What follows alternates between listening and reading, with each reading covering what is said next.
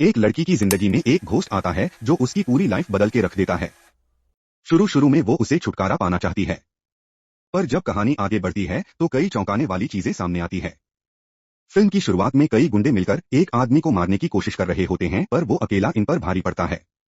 एक एक करके सबको धूल चटाने के बाद जब उसे लगता है कि अब कोई भी नहीं बचा है, तब वो शांति से एक जगह बैठ जाता है और तभी पीछे से कोई गोली चला के उसे मार डालता है, जिसके बाद उसकी बॉडी को वहां से हटाकर की सफाई करके सारे सबूत मिटा दिए जाते हैं। इन सब में जो गोली उसे लगी थी उसका खोल वहीं पर पड़ा रह जाता है और ये खोल दलियों सड़कों पर ठोकने खाते हुए शहर तक पहुंच जाता है। वहीं एक कॉलेज की लड़की भूमिका को दिखाया जाता है जो पार्ट टाइम रेस्टोरेंट में काम करती है, पर असल में वो एक इन्फ्लुएंसर बनना चाहती है और इसके लिए वो कतायमा नाम के एक सोशल मीडिया स्टार से मिलने जाती है। भूमिका उसे बताती है कि वो भी उसी की तरह एंड क्रिएटर बनना चाहती है, पर कतायमा उसकी बातें अवॉइड करता है और उसे नशा करने रहता है। भूमिका नशे के लिए साफ साफ मना करती है।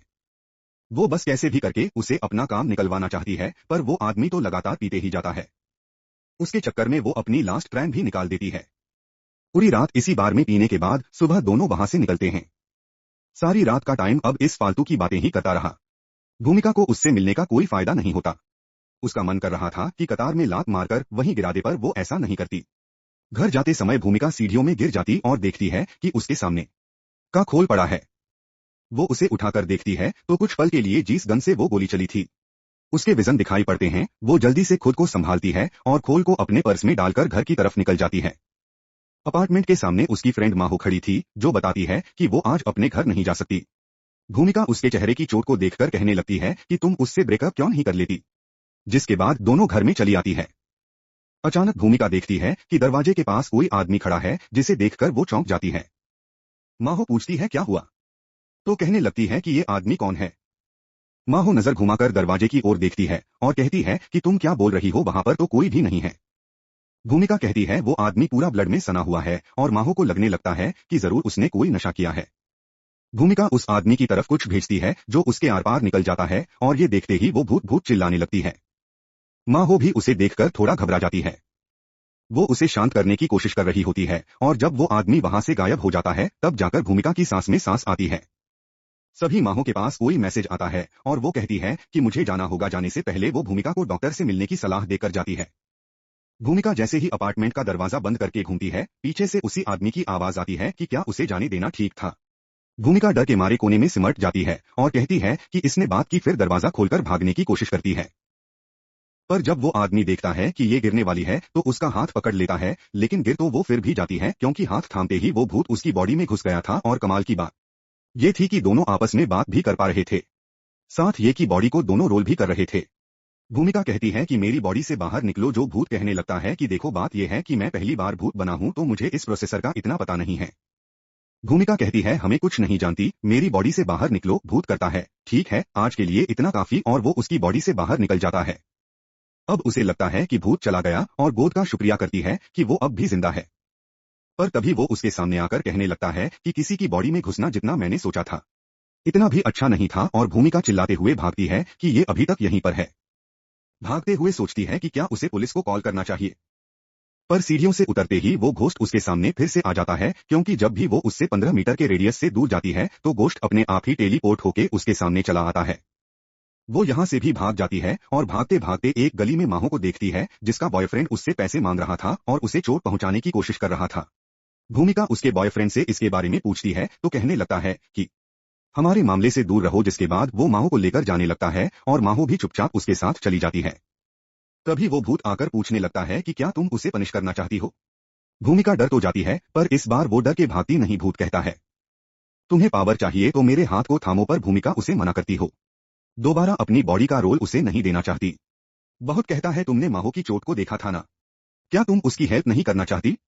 और तभी वो देखती है कि माहो का बॉयफ्रेंड उसके साथ फिर से बदसलूकी करने लगा है, और ये देखने बाद भूत की बात मान जाती है।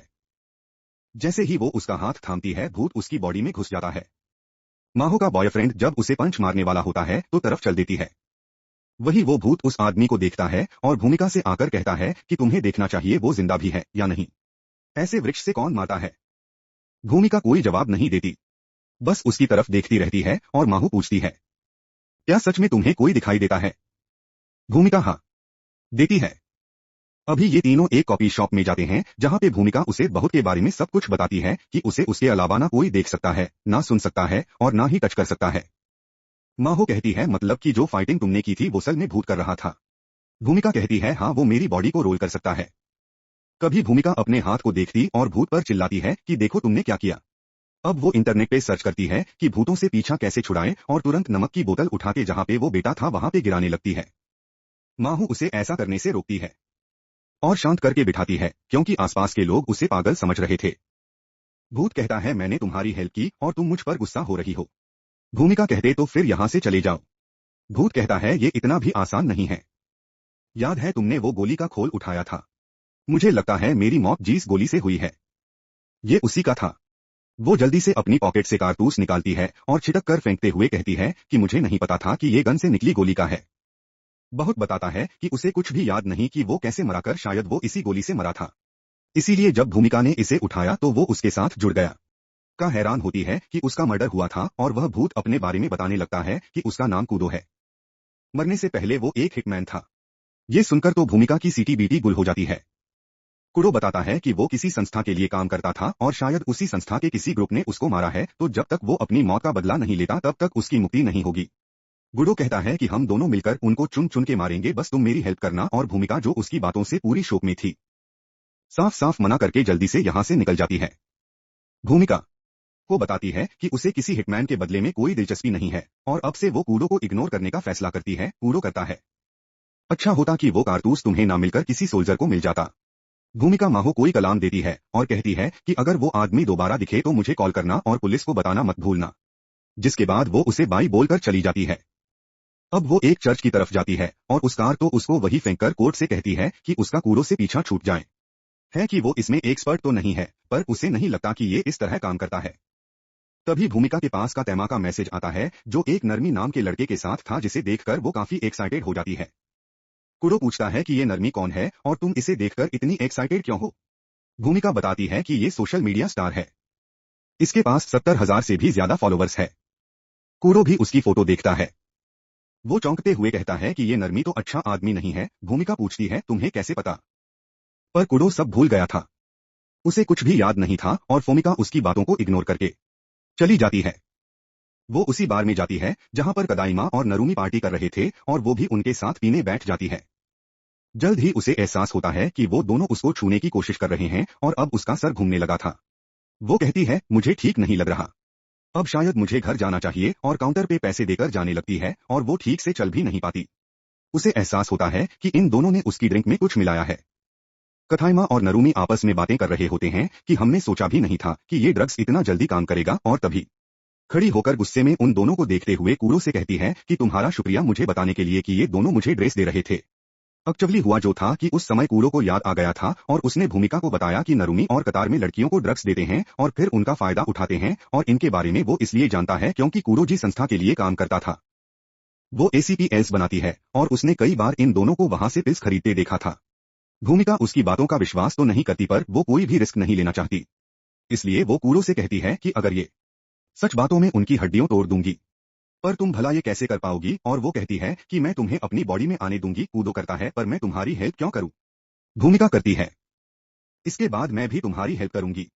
कोरो कहता है ठीक है पर मुझे लगता है कि बाहर टेंडर और स्टाफ भी उनसे मिले हुए हैं और होता भी बिल्कुल ऐसा ही है। पर बार टेंडर जब उसकी ड्रिंक में ड्रग्स मिलाता है तो कूरो से बता देता है। भूमिका उन दोनों से कहती है कि मुझे पता है तुम लोगों ने मेरी ड्रिंक में ड्रग्स मिलाया है। चुपचाप खुद को पुलिस के हवाले कर दो नहीं तो अच्छा नहीं होगा। पर वो दोनों उस पर और बताते हैं कि पुलिस उनका कुछ नहीं बिगाड़ सकती। जिसके बाद भूमिका कूडो के साथ कनेक्ट होती है और कहने लगती है कि अब पछताने के लिए बहुत देर हो चुकी है। उसका मजाक उड़ाता है इसलिए वो सबसे पहले उसी की छुट्टी करती है। बिल्कुल किसी प्रोफेशनल फाइटर की तरह एक एक करके सबको पिट कर उनका बुरा हाल बना देती है। पर इसी फाइट में जो बार टेंडर था वो मारा जाता है और भूमिका डर के मारे रोने लग जाती है। कूरो को समझ नहीं आता कि वो उसे शांत कैसे करें और वो कहता है कि चिंता मत करो मैं तुम्हें जेल नहीं जाने दूंगा। वो बताता है कि हमें सबको खत्म करके सारे सबूत मिटाने होंगे और ये बिल्कुल भी गलत नहीं है क्योंकि ये सभी लोग बुरे इंसान हैं। पता नहीं कितनी लड़कियों की जिंदगी बर्बाद कर चुके हैं लेकिन ये सब करने के लिए हमें किसी को बुलाना होगा। जो मेरी संस्था में ही काम करता है वो अच्छा आदमी तो नहीं है पर हमारा काम बन जाएगा। कूड़ो नंबर बताता है और भूमिका उस आदमी को खोल करके बताती है कि वो कूड़ो को जानती है और जल्द से जल्द उसे यहाँ आ जाने के लिए कहती है। थोड़ी देर में काकीरा नाम का एक हिट में नाता और भूमिका से पूछता है कि क्या वो अकेली है। कूड़ो कहाँ पे है, तो भूमिका बताने लगती है कि कूड़ो बन चुका है और बस उसे ही दिखाई देता है, पर काकीरा बिल्कुल सीरियस होता है। उनसे भूमिका की बातें मजाक लगती है। वो चाकू निकालकर उसकी ओर बढ़ने लगता है। कोटो घबराते हुए कहता है कि वो तुम्हें मारने से पहले एक बार भी नहीं सोचेगा। वो जल्दी से उसकी बॉडी में घुस गए। एक ही मुंह में उसी का चाकू उसी की ओर दान देता है और कहता है कि तुम अब भी मुझे हरा नहीं सकते। काहेरा समझ जाता है कि ये तो सिर्फ कुडो ही कर सकता है, जिसके बाद भूमिका कुडो की बातें काकीरा को समझाती है और वो अपने काम पे लग जाता है। जितनी भी बॉडीज थी उन सबको एक गाड़ी में डालकर भूमिका रास्ते में काघेरा से कूड़ो की मौत के बारे में पूछती है। काघेरा बताता है कि इसके बारे में उसे ज्यादा नहीं पता, पर कुछ दिनों पहले ही उनकी संस्था के ओनर की मौत हो गई, जिसके बाद सारा काम उसके बेटे ने अपने हाथ में ले लिया। लेकिन नया ओनर गलत काम करने लगा और गुडो को ये बिल्कुल भी पसंद नहीं था। भूमिका कहती है मतलब कि ओनर ने ही कूटों को मारा है, तो कागिरा कहता है कि इसके बारे में वो नहीं जानता। अब वो उन सभी को उसी जगह लेकर जाता है जहां पर कूटो को मारा गया था और यहां आने के बाद कूटो को भी ये जगह जानी पहचानी से लगती है। काघेरा उन सभी को पकड़ के अपना काम पूरा करता है, जिसके बाद वो भूमिका को उसके अपार्टमेंट के सामने ड्रॉप करता है और जाने से पहले पूछता है कि क्या कूटो सच में उसे दिखाई देता है। भूमिका हाँ में जवाब देती है और वो दोबारा कभी ना मिलने का बोल के चला जाता है। अपार्टमेंट पे आने के बाद भूमिका कूडो का शुक्रिया करती है और बताती है कि अगर वो नहीं होता तो पता नहीं वो लोग उसके साथ क्या करते। कूडो कहता है कि उसने पिछली लाइफ में कई लोगों को मारा है, पर इस आफ्टर लाइफ में उसे लोगों की हेल्प करके अच्छा लग रहा है। भूमिका कहती है फिर वादा करो कि तुम इस आपके लाइफ में ऐसे ही हीरो बनके रहोगे, और गुरु की बात मान जाता है, जिसके बाद भूमिका सो जाती है क्योंकि वो काफी थक चुकी थी। वहीं इधर कूडो की संस्था को दिखाया जाता है। उसका नया लीडर जो ओनर बनते ही गलत काम करने लगा था, टेंशन में होता है कि कुडब मरा भी है या नहीं। तभी वहां पर कागिरा आता है और बताता है कि कूटो के बारे में बात करनी है।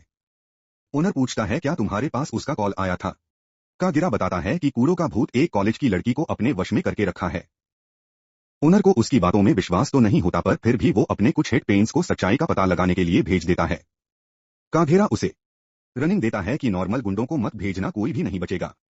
ओनर को उसकी बातें मजाक लगती है और कागिरा उसे तरस भरी नजरों से देखता है। थोड़ी ही देर में गुंडे भूमिका के अपार्टमेंट तक पहुंच जाते हैं। खतरे का एहसास होते ही कूरू जल्दी से भूमिका को जगाता है। पैरों की आवाज सुनकर वो समझ जाता है कि 4 लोग उन्हीं की तरफ आ रहे हैं। जैसे ही डोर से आवाज आती है वो तुरंत भूमिका को हाथ थामने के लिए कहता है। में से एक गुंडा अंदर आता है, जिसे कूडो बड़ी आसानी से अपने वश में करके उसकी गन बाकी तीनों की तरफ दान देता है। इन गुंडों का लीडर बाहर से देखता है कि पेंट में गोलियां चल रही है। वो अंदर जाकर देखता है तो उसके चारों साथी वहां पर घायल पड़े थे। बालकनी से नीचे देखता है तो वो लड़की भाग रही थी। भूमिका भागते हुए उसी जगह पहुंच जाती है जहां पर कुडोम मरा था, और कमाल की बात तो ये थी कि यहाँ पर का गिरा पहले से मौजूद था। का गिरा बताता है कि उसी ने सबको भूमिका के बारे में खबर दी थी। यह सुनकर कुडोस पर काफी गुस्सा होता है। भूमिका कहती है तुम्हारी वजह से मेरे अपार्टमेंट की हालत बिगड़ चुकी है, अब तुम भी उसको ठीक करके दोगे। जब कांगेरा भूमिका पे गनदान देता है तो कोरो तुरंत उसकी बॉडी में घुस इंदिरा की गन छीनकर उसे खोलकर फेंक देता है। अब इन दोनों के बीच में फाइट होती है और काघेरा बड़ी चालाकी से गन उठाकर उसे शूट करना चाहता है, पर कूडो फिर से गन छीनकर उसी पे तान देता है और जैसे ही वो गन पॉइंट करता है उसे सब याद आने लगता है कि वो कैसे मरा था। काघेरा बताता है कि हाँ, मैंने ही तुम्हें मारा है। पूछता है तुमने ऐसा क्यों किया। काघेरा बताता है कि जब नया ओनर बना तो हम लोग उसके खिलाफ थे। बर्बाद में तुमने बिना बताए अपनी जॉब छोड़ दी और हमारे विद्रोह की आग वहीं पर बुझ गई, जिसके बाद नहीं उन्होंने तुम्हें मारने के ऑर्डर्स दिए और मुझे मारना नहीं तो वो लोग मुझे भी नहीं जोड़ते। वहीं कूडो को याद आता है कि जब काकेरा उसे मारने आया था तो उसने भागने का मौका दिया था, पर कूडो अपनी लाइफ से तंग आ चुका था और उसी ने कागिरा को से मार देने के लिए कहा था। काघेरा रोने लग जाता है क्योंकि वो भी अपनी लाइफ से तंग आ चुका था। वहीं इधर ओनर काफी गुस्से में होता है कि एक मामूली सी लड़की प्रोफेशन फाइटर्स को चकमा देकर भाग गई। उसके गुंडे बताते हैं कि उसके मुंह किसी नॉर्मल इंसान के नहीं थे, जरूर उसमें कूडो की आत्मा है। इधर का गिरा कहता है कि तुम्हें शहर छोड़कर जाना होगा, वो लोग तुम्हारा पीछा नहीं छोड़ेंगे। और भूमिका बताती है कि क्यों ना हम ओनर को ही खत्म कर दे, इससे पूरी संस्था ही बंद हो जाएगी। फिर ना तुम्हें कोई खतरा होगा ना मुझे, और सबसे बड़ी बात कूरो को भी मुक्ति मिल जाएगी। और काकेरा उसकी बात पर राजी नहीं होता क्योंकि इस गांव में बहुत खतरा है और भूमिका की जान भी जा सकती है।